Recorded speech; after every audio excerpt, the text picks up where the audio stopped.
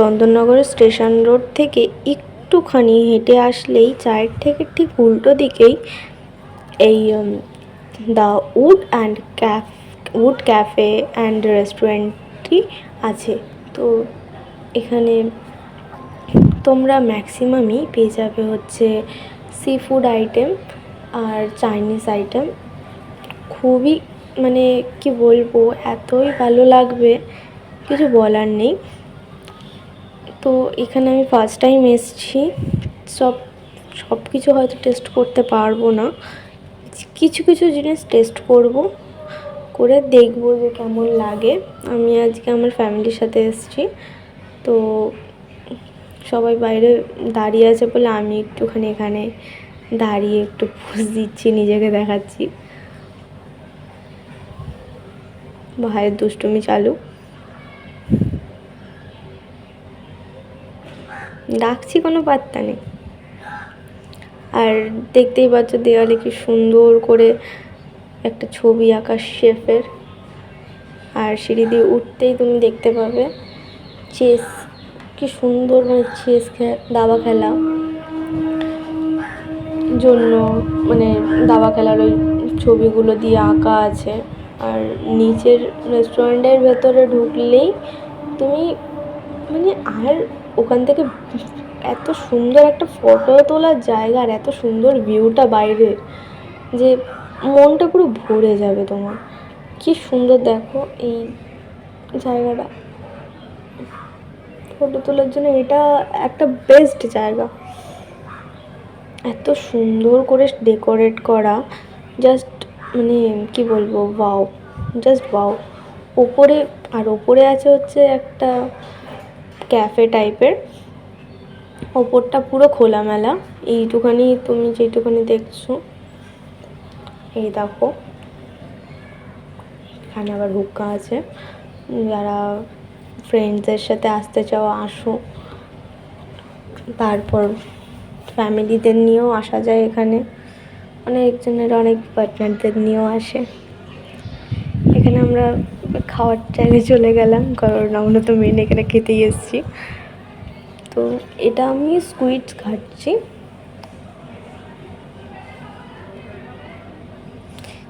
এটা খেতে ঠিক একটা মানে চিউই একটা ভাব আছে এটার মধ্যে। খেতে ঠিক মানে হালকা হালকা জুসি, একটু স্পাইসি, বাট খেতে দারুণ, খুবই ভালো। দেখতেই পাচ্ছ আমি মাথা নাড়ছি। এখানে কিছু আমি তখন ভয়েসে কিছু বলতে পারিনি, কারণ ওখানে অনেক কথা চলছিল আশেপাশে, ওই জন্য আমি ওখানে ভয়েস রেকর্ডটা ভালোভাবে করতে পারবো না বলেই পরে ভয়েস দিচ্ছি।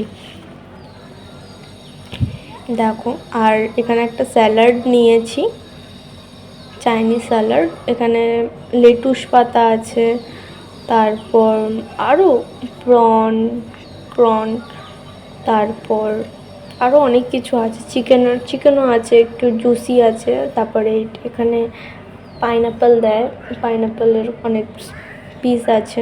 আমার পাইনাপেলটা ঠিক মানে ভালো লাগে না, তাও খেয়েছি, আর নষ্ট তো করলে চলবে না। জাস্ট দেখো, পাইনাপেল একটা খেলাম।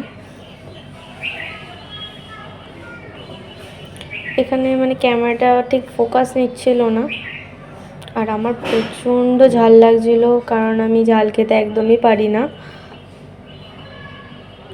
তাই ট্রাই করছিলাম একটু একটু করে ঝালটা খাওয়ার। বাট আমার এখানে ম্যাক্সিমাম যা যা নিয়েছি সেগুলো খেতে ভালো ছিল। এরপরে আমরা অক্টোপাস নিয়েছিলাম। অক্টোপাসটাকে জাস্ট দেখো, আর আমি গাইজ অক্টোপাস ফার্স্ট টাইম খাচ্ছি, তাই জানি না কীরকম খেতে হয়, ঠিক কীরকম।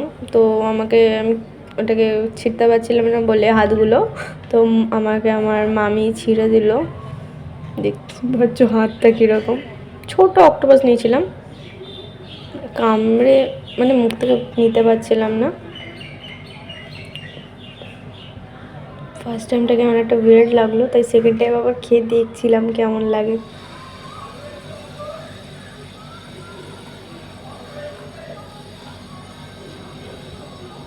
হুম, খেতে কিন্তু মানে খুব একটা খারাপ না।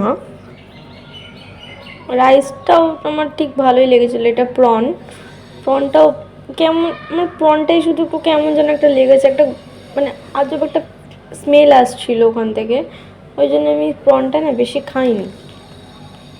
পরে আস্তে আস্তে একদম অক্টোপাস খাওয়ার পরে প্রনটা খেয়েছি।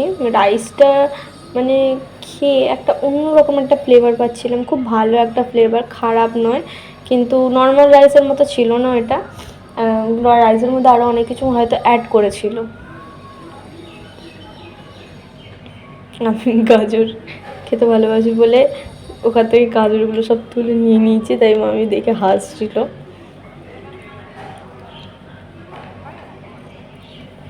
আমাকে জিজ্ঞেস করছিল যে কেমন লাগে, তো আমি তখন বললাম যে ভালো লাগছিল।